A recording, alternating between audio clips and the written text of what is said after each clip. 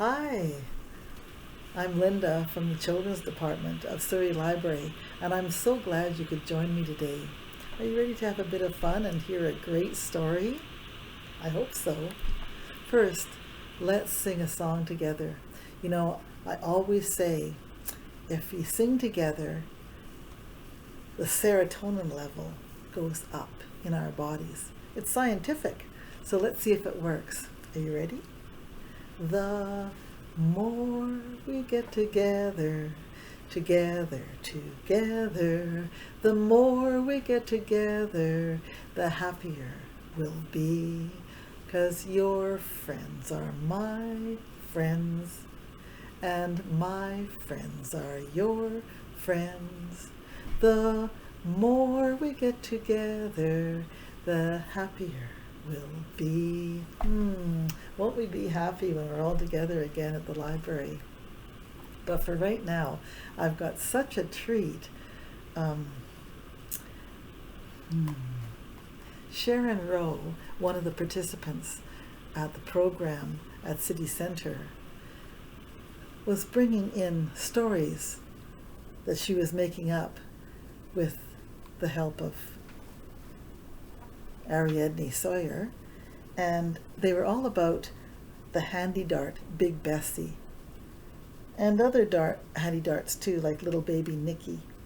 So they called the book the Big Bessie Stories, and they got it published. So it's in the libraries now.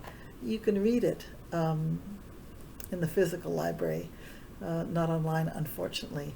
And they got it published by World Poetry Publishing in New Westminster. So the treat today is that Sharon is writing another book, and it'll be called Big Bessie Stories Volume 2, I think. And they've given me permission to read the story to you. So I'm going to read it from my phone. But first, I'd like to acknowledge the illustrator, Nic Curl. He's written me a little email here, and I'll show you his illustration of the story that I'm going to read, and after I read the story. But he said he first became acquainted with Sharon's book, The Big Bessie Stories, in 2018. To help promote Sharon's book, I created 2 animated shorts. And as a result of those cartoons, Sharon has graciously selected me to illustrate her next Big Bessie book. It has been a privilege and an honor to know and work with Sharon. All the best to everyone, and have a great day, he says. So I'll show you his illustration after I read the Big Bessie Stories. So let me see if I can find it here.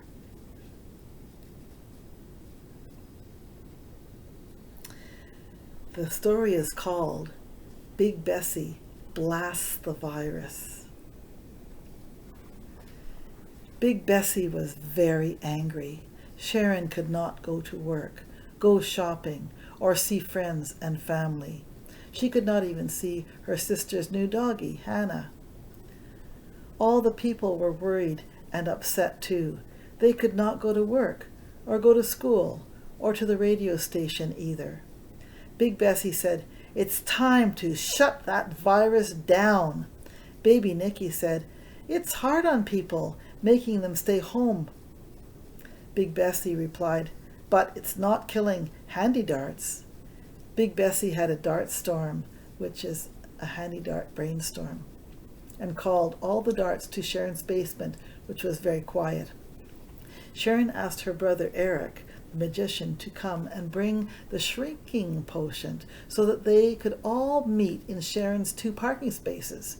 Sharon's partner Linda stayed in Alaska, but phoned to check in. Also, Tommy too, also known as Thomas Rig Kimball, was invited to come in his new fancy pet stroller. Tommy too was known for his long claws and for security.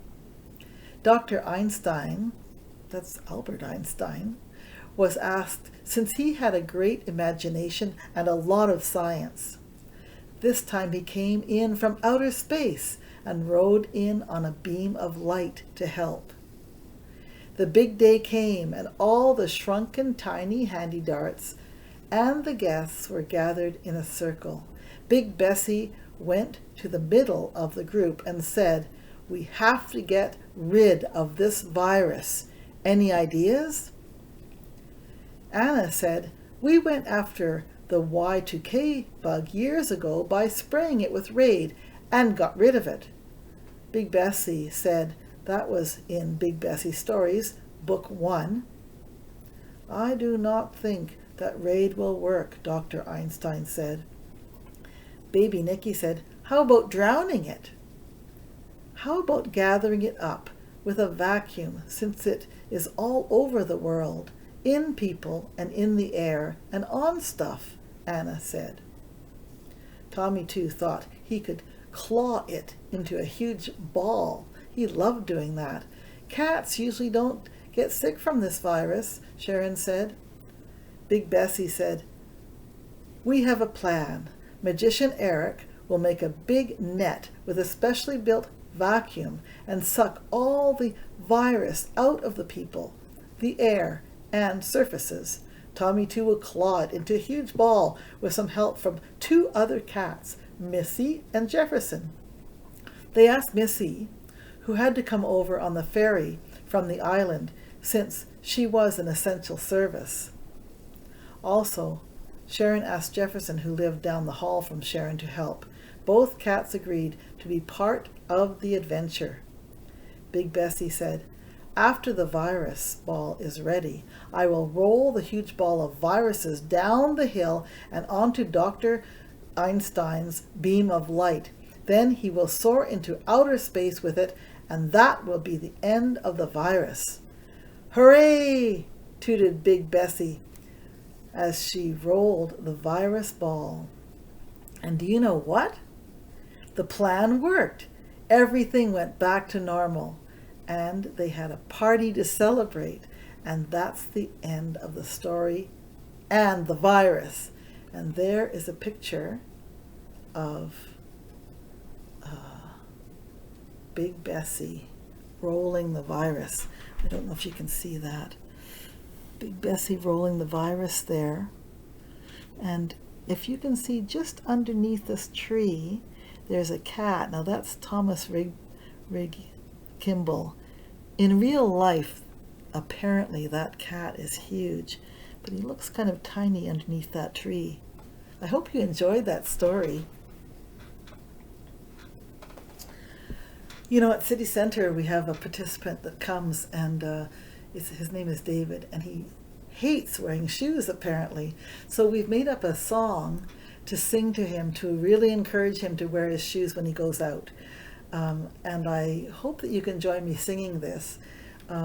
It's based on a song, an old song called "Put Your Shoes on Lucy," but we've changed the words to "Put Your Shoes on David." So are you ready to help me? Okay. Put your shoes on, David. Hi, David. Don't you know you're in the city? Put your shoes on, David.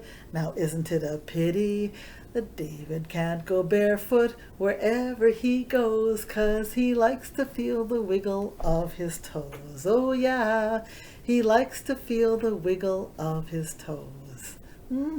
Fun. I sure miss everyone who's been coming to the program, and I sure hope soon, very soon, we can all be together again. Until then, I hope you take care of yourself, take care of each other, have a great day, maybe get outside for some fresh air and enjoy all the beautiful flowers, trees, the clouds even in the sky. Take care, and we'll see you soon. Bye.